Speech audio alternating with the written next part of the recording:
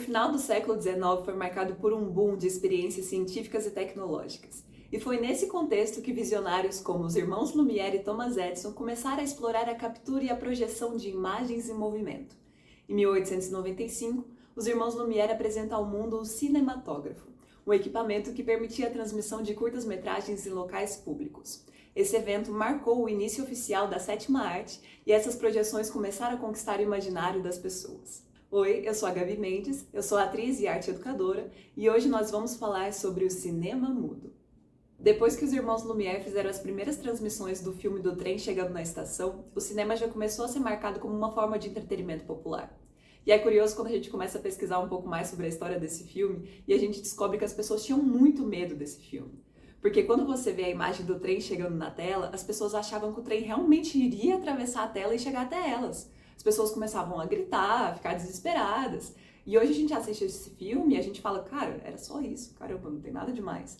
Mas tem que pensar que naquela época ninguém nunca tinha visto cinema, era algo extremamente revolucionário. E também os filmes antigos, eles eram bem curtinhos, cerca de 2 minutos, como eu falei num vídeo anterior sobre a diferença entre curta, média e longa metragem, o padrão que eles tinham de rolo de filme era de 15 metros, que dá cerca de 2 minutinhos, então eram muito curtos e geralmente retratavam uma cena do cotidiano, como a chegada de um trem na estação, as pessoas saindo da fábrica, ou algo um pouco mais específico como um desfile ou um incêndio. Em 1903 surge o filme O Grande Roubo do Trem, do Edwin Porter. E esse filme ele é importante para a história do cinema porque ele é o primeiro filme que surge sem esse tom documentário ou cotidiano. É o primeiro filme que apresenta um enredo. E a partir daí ele inicia uma onda de filmes de ação com história. Isso desperta muita atenção das pessoas. E é engraçado pensar que esses filmes eram colocados em intervalo ou no final dos espetáculos do Teatro de Vaudeville, na expectativa de que as pessoas saíssem mais rápido, sabe? Tipo quando rola o crédito do filme, tipo, vai embora, tá bom? Chega, já acabou. Só que isso teve um efeito contrário, as pessoas ficaram muito interessadas nos filmes e os espetáculos começaram a ser ameaçados pelos filmes. Eu acho que depois de um tempo o pessoal do teatro só se deu por vencido mesmo. E eles começavam agora a usar os filmes como uma forma de cativar o público. Então, naqueles espetáculos que eram meio chatos, meio ruins, eles colocavam os filmes no intervalo e no final na expectativa de que as pessoas continuassem ali até o final. Eu acho meio triste, né? Mas não julgo os métodos. E é engraçado que a gente estava falando sobre 1903 e o grande roubo do trem, sobre um marco no cinema e tal, mas a gente não pode esquecer que um ano antes, em 1902, a gente tem Georges Méliès, que é conhecido como o cara que fez o primeiro filme de ficção científica do cinema. Isso é muito doido, porque a gente tem que parar para pensar que hoje a gente assiste e fala, gente, muito bobo, muito precário, mas, cara, era 1902. Pensar que esse homem fez isso em 1902 é assustador. Então, é o primeiro filme que tem essa ideia de efeito especial, de ficção científica, e se chama Viagem à Lua. É engraçado que quando eu penso em Georges Méliès, eu lembro do filme de 2011, que é A Invenção de Hugo Cabret. É um filme que eu assisti quando eu era criança, e é com o ator de Sex Education, o Asa Butterfield.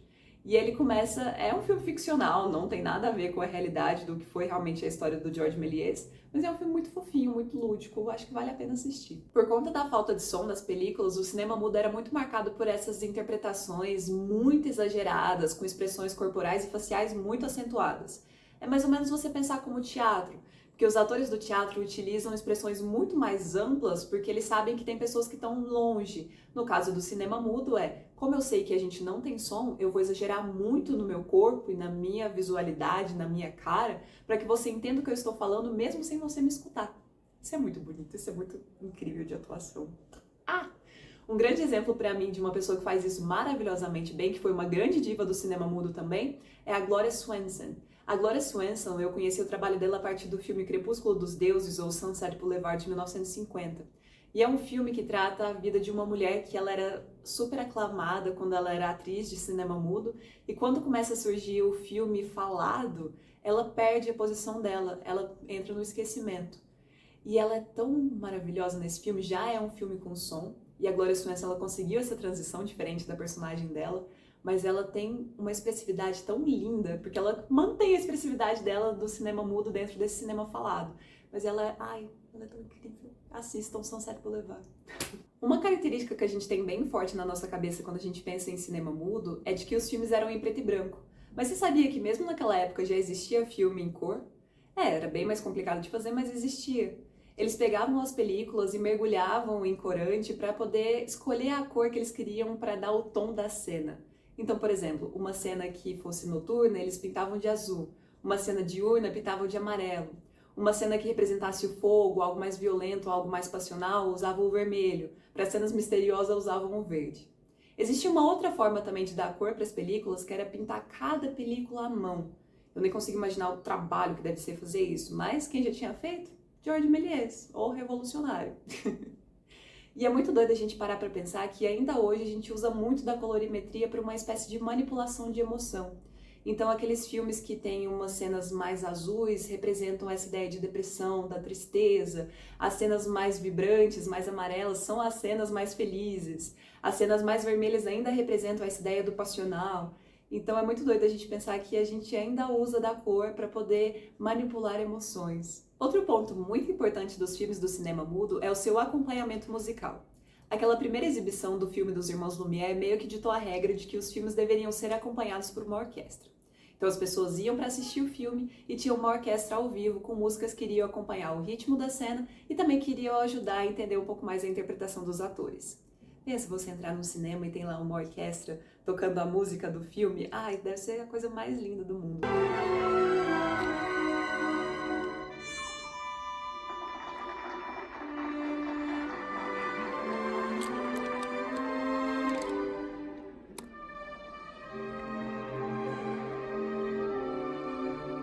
Eu sei que aqui em São Paulo já rolou algumas sessões assim. Eu acho que sessões especiais, por exemplo, do Harry Potter, Jogos Vorazes, se não me engano, teve também. Nunca tive a chance de ir numa dessas, mas eu gostaria muito, deve ser uma experiência muito única. Algumas dessas trilhas originais que a gente tem dos filmes, elas ainda se mantiveram porque foram gravadas em disco e depois foram utilizadas para poder colocar junto do filme quando eles foram lançados em DVD, em Blu-ray, atualmente nos streamings. Mas infelizmente grande parte dessas trilhas a gente perdeu porque não foram gravadas. O cinema mudo também foi responsável pela popularização de diversos gêneros. O principal deles, a comédia. Foi aí que a gente conheceu diversos nomes como Charlie Chaplin, o Buster Keaton, o Harold Lloyd, o Stan Laurel e o Oliver Hardy, que eram conhecidos por essa dinâmica que até hoje é muito popular na comédia, que é a do gordo e o magro. E além disso, a gente também conheceu diversas divas maravilhosas do cinema mudo, como a Gloria Swanson, que eu já citei anteriormente, a Greta Garbo, a Clara Bow e a Ted Bara. No final da década de 1920, começou uma movimentação para tentar inovar o cinema, para manter a popularidade dele entre as pessoas. Foi aí que começou os primeiros testes de filme sonoro. O filme O Cantor de Jazz, de 1927, é conhecido como um divisor de águas entre os filmes mudos e os filmes sonoros. Tut, tut, tut, don't cry. The little choo-choo train that takes me away from you. You don't know just how sad it makes me. Muita gente, quando viu sobre isso, falou: não, vai ser um fracasso, não vai dar certo, as pessoas já estão acostumadas com o filme mudo. Mas na verdade foi muito inovador, foi um grande sucesso e chegou a ganhar um Oscar. Depois que o Cantor de Jazz fez todo esse sucesso, grande parte dos estúdios começaram a se adaptar a essa nova tecnologia, então começaram a fazer filmes com som. Consequentemente, grande parte dos atores começaram a estrelar filmes falados. Só que não deu certo para todo mundo, porque alguns atores tinham um sotaque muito forte, outros tinham uma voz que as pessoas não consideravam como atraentes, e outros simplesmente não se adaptavam de jeito nenhum a esse novo formato. Consequentemente, alguns desses atores acabaram entrando no esquecimento. Na década de 30 ainda foram gravados outros filmes mudos, mas eles já eram considerados como velhos, obsoletos, as pessoas já não queriam mais assistir, era aquela coisa meio, ai gente, já tenho meu filme falado aqui, pra que eu quero ver um filme mudo? Só que é muito doido a gente pensar o quanto as coisas são cíclicas, porque por muito tempo a galera considerou o cinema mudo como morto, como, ai, já era, não vai voltar. E aí a gente tem um exemplo de 2011, um filme chamado O Artista, um filme francês, que ganha o Oscar de melhor filme, e é um filme mudo. Um exemplo mais recente, 2025, o filme Flow ganhou o Oscar de melhor animação e é um filme sem qualquer diálogo. Como que a gente explica? Eu acho que a grande questão é que se o filme tem fala, não tem fala, se o filme é bom, tá aí, gente, vamos assistir.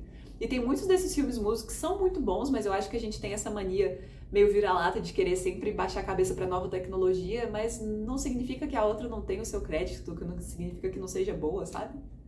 Enfim, vamos assistir filme mudo. Bom, é isso que a gente tinha para falar hoje. Espero que vocês tenham gostado do vídeo. Se você gostou, deixe o seu like, compartilhe esse vídeo com outra pessoa que você acha que possa gostar também.